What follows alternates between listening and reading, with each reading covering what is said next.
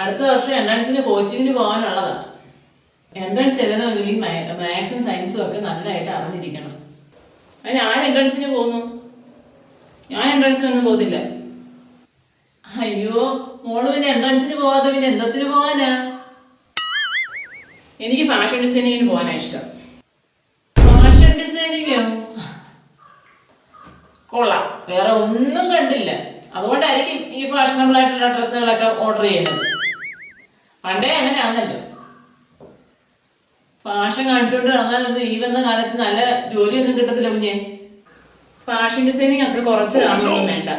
എന്നൊരു കാര്യം ചെയ്യേ, എന്തിനാ ഇപ്പോഴേ പഠിപ്പ് നിർത്തി ചെയ്യേണ്ട? അപ്പുറത്തെ ആ മാലതിയുടെ വീട്ടിലോട്ട് അവളാകുമ്പം ബ്ലൗസും ചുരിദാറും ഒക്കെ നല്ലപോലെ വെട്ടി തയ്ക്കും.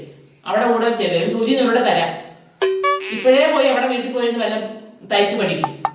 എന്തിനാ ഈ പഠിക്കുന്നേ?